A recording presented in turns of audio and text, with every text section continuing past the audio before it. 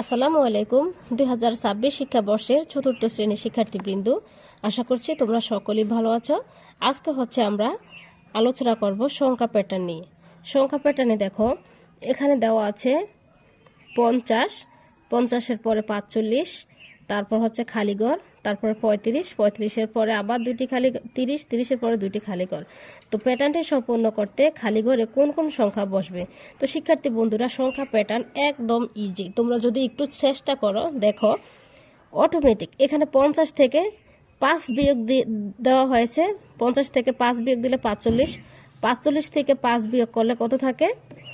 দেখো 45 থেকে 5 বিয়োগ করলে 40, 40 থেকে 5 বিয়োগ করলে 35, 35 থেকে 5 বিয়োগ করলে 30, 30-এর থেকে 5 বাদ দিলে 25, তারপরে 20, তারপরে 15, তারপরে 10, তারপরে 5। ইজি, এই হয়ে গেল একটা।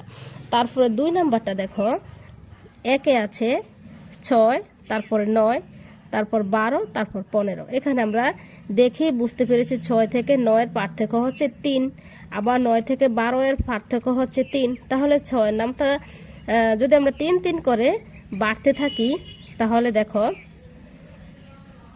3 7 1, দেখো আমরা যদি 3-এর নামটা পড়ি, দেখো 3 1 3, 3 দ্বিগুণে 6, 3 3 9, 3 ছাড়া 12, 3 5 15, 3 6 18, 3 7 21, 3 8 24, 3 9 27, 3 10 30, 3 11 33। তাহলে 3 3 করে বাড়লো।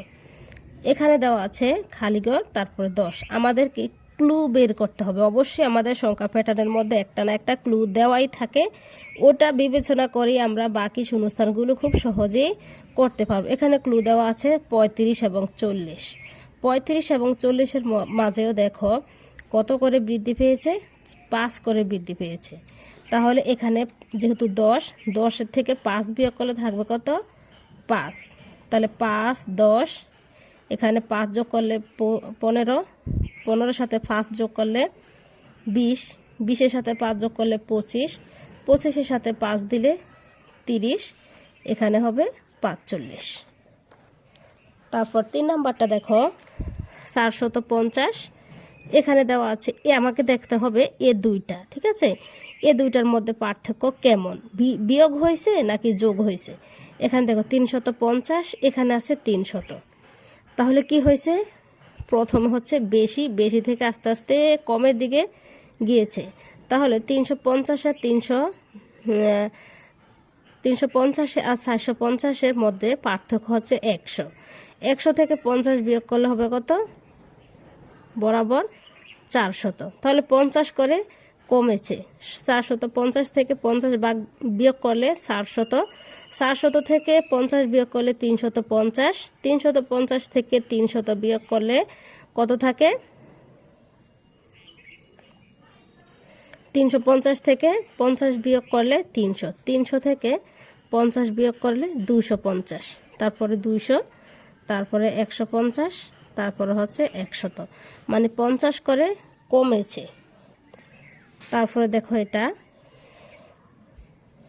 এখানে হবে 7777, এখানে হবে 5555, এখানে হবে 2222।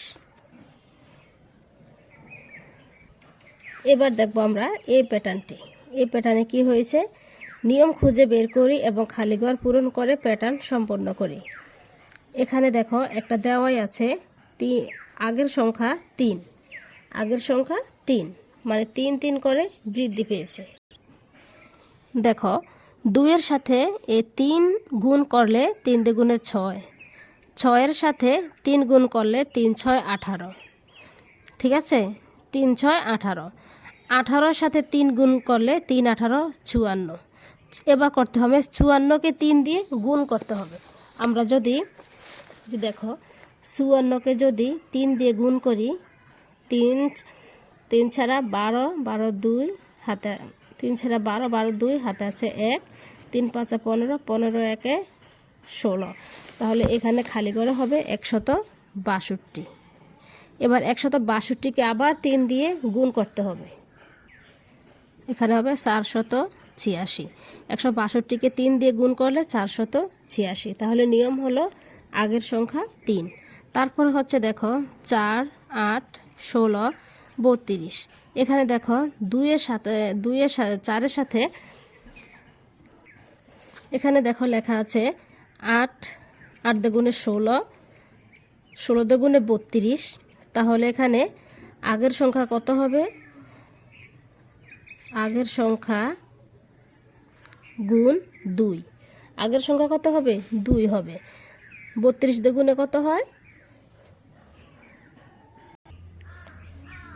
32কে 2 দিয়ে গুণ দিলে হয় 64, 64কে 2 দিয়ে গুণ দিলে হয় 168। তারপরে সংখ্যাটিতে আগের সংখ্যা হচ্ছে 5। আগের সংখ্যা 5। যেমন দেখো 5 একে 5, 5 5 25, 5 25 হচ্ছে 125, 5 125 হচ্ছে 625। এখানে হবে 625। তারপরে হচ্ছে 3 গুণ 3 12 48। এটা আমাদের আগের সংখ্যা হবে গুণ 4। যেমন দেখো 3 ছাড়া 12, 4 12 48, 4 48 কত? 4 48 হচ্ছে 192। তারপরে 4 192 হচ্ছে 768। তারপরে একটা আছে, একটা তোমরা চেষ্টা করবে, কারা করতে পেরেছো অবশ্যই কমেন্টে নিজের নাম লিখে যাবে, ঠিক আছে? তো শিক্ষার্থী বন্ধুরা, এগুলো তোমরা পারবে আশা করি। এবার হচ্ছে করব আমরা নিচের প্যাটার্ন খুঁজে খালি ঘর পূরণ করি। নিচের প্যাটার্ন খুঁজে খালি ঘর পূরণ করি। একটা তোমাকে দেওয়া আছে, দেখো 15-এর সাথে 13 যোগ করলে হয় 28, আবার 28 থেকে 15 বিয়োগ করলে 13, 28 থেকে 13 বিয়োগ করলে আবার 15। সব দিক দিয়ে তাদের একটি সম্পর্ক আছে। একইভাবে এখানে দেখো 32 দেওয়া আছে, 21 দেওয়া আছে। 32 থেকে 21 যদি আমরা বাদ দিই তাহলে থাকে কত? 32 থেকে 21 বাদ দিয়ে দিলে থাকে হচ্ছে 11। এবার দেখো 21-এর সাথে যদি 11 যোগ করি তাহলে 32 হয়। 32 থেকে যদি 11 বিয়োগ করি 21 হয়। দেখছো, এগুলো তিনোটার সাথে একটি সম্পর্ক থাকে। তারপর হচ্ছে 28 এবং 40। এটা আমরা কিভাবে করতে পারি? দেখো 28 এবং 40, 40 থেকে যদি আমরা 28 বিয়োগ করি তাহলে থাকে কত? 12। এখন আমরা একটু মিলাই, 28-এর সাথে যদি 12 যোগ করি তাহলে কত হয়? 40। 40 থেকে 28 বিয়োগ করলে 12, আবার 40 থেকে 12 বিয়োগ করলে হবে 28। তিনোটার সাথে সম্পর্ক আছে। তারপর হচ্ছে এটা একটা তোমাকে করে দেওয়া আছে, দেখো এখানে মাঝখানেটা হচ্ছে একটি গুণফল, 3 8 24, 4 6 24। এখানে 42 দেওয়া আছে, 6 7 42। তাহলে 14 নামতা কতবার পড়লে 42 হবে? 14 নামতা 3 বার পড়লে 42 হবে। তারপর হচ্ছে এখানে দেখো 2টা খালিঘর দেওয়া আছে। এখানে একটা করে খালিঘর ছিল, এবার হচ্ছে 2টা খালিঘর। এখন কি বসাইতে পারি আমরা? দেখো একটা কিন্তু ক্লু দেওয়া আছে, এই যে এটা এবং এটা, এই দুইটাকে যদি আমরা গুণ করি 8 নং কত? 72। 8 নং 72। এখন আমরা 4-এর নামটা কতবার পড়লে 72 পাবো? কত নামটা 4 বার পড়লে আমরা 72 পাবো? যখন আমরা এরকমের সমস্যা দেখব তখন করব কি, আমরা এই যে গুণফলটা থেকে এই সংখ্যাটিকে কি করব? ভাগ করব। আমরা যদি 72কে 4 দিয়ে ভাগ দেই, 72কে যদি আমরা 4 দিয়ে ভাগ দিই কত আসে দেখো তো? 4 1 4, 2 2, 7 থেকে 4 বিয়োগ করলে থাকে কত? 3। 3 8 কত? তারপরে 4 8 32। 32 মিলে গেছে 0, তাহলে ভাগফল হলো কত? 18। তাহলে আমাদের এ খালি ঘরে বসাইতে হবে 18। তো শিক্ষার্থী বন্ধুরা, আশা করি তোমরা বুঝতে পেরেছো এই অঙ্কটি তোমাদের বাড়ির কাজ কে কে তোমরা করতে পেরেছো অবশ্যই আমাকে কমেন্ট করে জানাবে। আজকে এ পর্যন্তই, ভালো থাকবে সবাই, আল্লাহ হাফেজ।